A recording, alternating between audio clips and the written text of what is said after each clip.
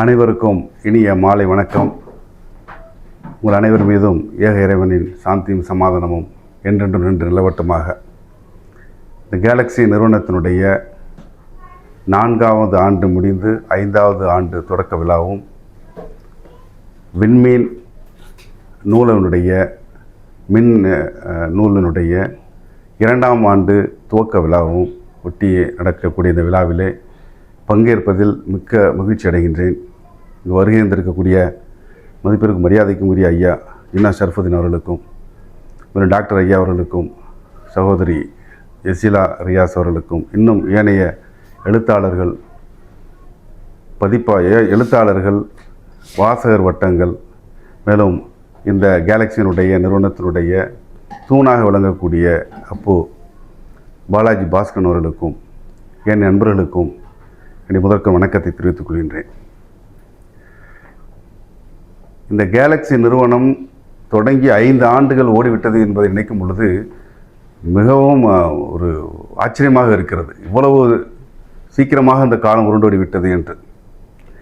அதைவிட இந்த விண்மீன் இந்த நூல் என்பது கடந்த ஆண்டு தான் ஒரு ஆண்டு அதற்குள்ளாகவே உருண்டோடி விட்டதே என்று திரும்பி பார்க்கின்றேன். திடீரென்று அப்போ டெலிவரி செய்து ஓராண்டு முடிந்து விட்டது, 2ஆம் ஆண்டை நாம் துவங்குகின்றோம் என்று கூறினார்கள். எனக்கு மிகுந்த ஆச்சரியமாக இருந்தது, அதற்குள்ளாக முடிந்து விட்டது என்று. அப்படி காலங்கள் ஓடிக்கொண்டிருக்கிறது. இந்த ஆர்கனைசேஷன் அல்லது இந்த அமைப்பு அப்படிங்கிறது பல பேரை எழுத வச்சிருக்கு, படிக்க வச்சிருக்கு. பல பேருக்கு எழுத தெரியும், படிக்க தெரியும். ஆனால் அவங்க ஒரு வீட்டிலையே சும்மா இருந்திருப்பாங்க.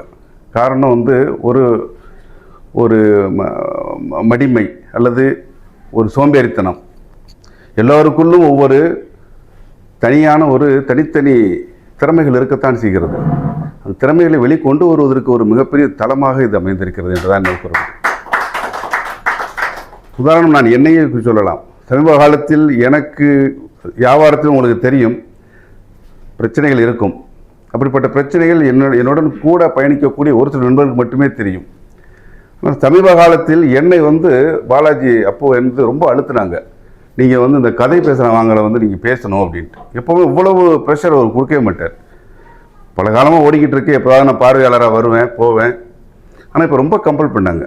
எனக்கு ஒன்றுமே புரியலை, ஏன் இப்படி சொல்கிறாங்க அப்படின்ட்டு. அப்போ தான் தெரிஞ்சு இதன் மூலமாக என்னுடைய சில சிந்தனைகள் எனக்கு மாறுபட்டது. எனக்கு இருந்த கவலைகள் கொஞ்சம் நீங்கியது. அப்போ தான் நான் உணர்ந்தேன், ஆகா, இது ஒரு மருத்துவங்களும் அவர் செஞ்சுருக்கிறார் நமக்கு அப்படின்ட்டு. நான் எனக்கு நெருங்கிய நண்பர்களுக்கு மட்டும் தெரிந்த ஒரு ரகசியம் இது. வியாபாரத்தில் உள்ள சம்பவங்கள் நான் சொல்கின்றேன். இதே போல் ஒவ்வொருத்தருக்கும் நம்ம என்ன செய்யணும்னா, நம்ம எழுதுவதும் படிப்பதும் என்பது நாமே உயர்த்தி கொள்வது, நம் சிந்தனைகளை நாம் முன்னேற்ற பாதையில் கொண்டு செல்வது, சிந்தனைகளை தட்டி எழுப்புவதற்குள்ள ஒரு பாலமாக அமையும். ஒரு பேஸ் இது தான். ஒரு படம் நம்ம பார்க்குறோம். படத்தில் அவர் இயக்கிய படம் அது. அவர் சமைத்த உணவை நாம் சாப்பிடுவதற்கும் நாம் சமைத்து சாப்பிடுவதற்கும் வித்தியாசங்கள், வேறுபாடுகள் இருக்கிறது. படிக்கும் பொழுது உதாரணமாக ஒரு மரத்தின் அடியிலே ஒரு கட்டில் மேலே ஒரு முதியோர் உறங்குகின்றார், பக்கத்திலே ஒரு நாய் கிடக்கிறது. இப்படி நான் ஒரு வசனத்தை சொல்லிட்டேன் அப்படின்னா, எனக்கு புளிய மரம் தெரியும், உங்களுக்கு வேப்ப மரம் தெரியும். எனக்கு செவல நாய் தெரியும், உங்களுக்கு கருப்பு நாய் தெரியும். எனக்கு முதியவர் சொன்னால் எனக்கு 50 வயசு உள்ள முதியவரை நான் கற்பனை பண்ணுவேன். நீங்கள் ஒரு 90 வயசு முதியவரோட எனக்கு கற்பனை பண்ணலாம். என்னுடைய முதியவர் ஜீன்ஸ் பேண்டோட படுத்திருப்பார், உங்கள் முதியவர் வேட்டி சட்டையே இல்லாமல் கூட படுத்திருப்பார். இதுக்கு பேர் தான் டைரக்ஷன். இதை ஒரு சில எழுத்தாளர்கள் என்ன செய்வாங்கன்னா, கதை, வசனம், டைரக்ஷன் எல்லாத்தையுமே தந்துடுவாங்க. அதை நம்ம டைரக்ட் பண்ண வேண்டியதே இல்லை. உதாரணமாக கவிஞர் சல்மா, அவங்களுடைய நூலையெல்லாம் படித்தமாக்கு நம்ம தனியாக போய் கேமராவை போய் எடுத்து அதுக்கு டைரக்ஷன் பண்ண வேண்டிய அவசியம் இல்லை.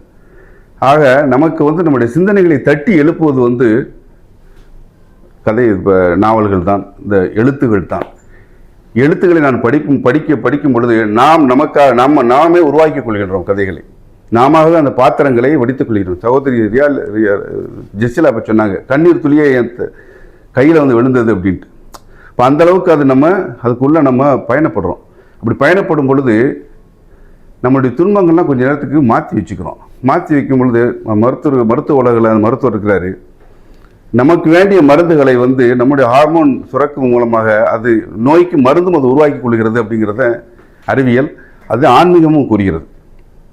ஆன்மீகத்தில் எடுத்துனா எந்த மதமாக இருந்தாலும் அவர்கள் மெடிடேஷன் அவங்களுக்கு சொல்லுவாங்க.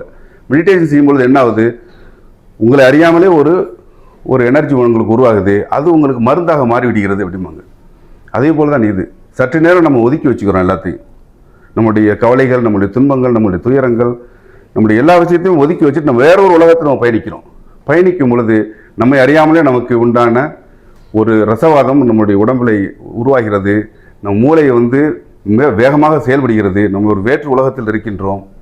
இதுதான் நமக்கு வந்து நம்முடைய அனைத்து வேலைகளுக்கும், நம்ம அனைத்து விஷயங்களுக்கும், அனைத்து நம்முடைய பயணங்களுக்கும் இது உறுதுணையாக இருக்கிறது. அந்த வகையிலே இந்த இயக்கம் வந்து, இந்த அமைப்பு வந்து இவ்வளோ பெரிய சகாயத்தை செய்து கொண்டிருக்கிறது. இது மென்மேலும் வளர வேண்டும், மென்மேலும் இதற்கு அனைவரும் ஒத்தாசையாக இருக்க வேண்டும் என்று இந்த தருணத்தில் கேட்டுக்கொள்கின்றேன். அதைவிட இதற்கு நான் ஆரம்பத்திலே சொன்னது போல தூணாக இருக்கக்கூடிய நம்ம அப்போ பாலாஜி பாஸ்கரன், நீங்கள் சொன்னாங்க அறிமுக உரையில் குஞ்சுகள் போனாலும் பிடிச்சி இழுத்து கொண்டாந்து வச்சுக்கிறாருன்ட்டு, அது உண்மை தான். அது என்ன அந்த மாதிரி அவருடைய ஸ்லாங்கே வந்து நமக்கு என்ன செய்யும், மதுரை எங்கள் பக்கம் அப்படி தான் சொல்லுவோம். எங்கள் பக்கத்தில் உள்ள பேச்சுகள் வந்து பல பேருக்கு உண்மையிலே விளங்காது. நாங்கள் ஒசக்க ஏறணும் அப்படிம்போம். ஒசக்கன்னா யாருக்குமே தெரியாது என்னன்ட்டு. இந்த காலத்தில் மதுரை தமிழ் நாங்கள் நம்ம பேச ஆரம்பிச்சிட்டோம்னா யாருக்குமே விளங்காது, அந்த அளவுக்கு இருக்கும். ஆனால் ரசிக்கலாம், ரொம்ப அழகாக ரசிக்கலாம். அதில் நாங்கள் வந்து என்னது சாவுகிராக்கி அப்படிங்கிற வார்த்தைக்கு வேற ஒன்று சொல்லுவோம். அதே மாதிரி இது என்னது இலகோலமோ, இலகோலன்னா ஒன்றுக்கு உபயம் இல்லாதவன் அர்த்தம். இதுகளையெல்லாம் மதுரை வார்த்தையில வச்சே நான் ஒரு கதை எழுதியிருக்கிறேன்.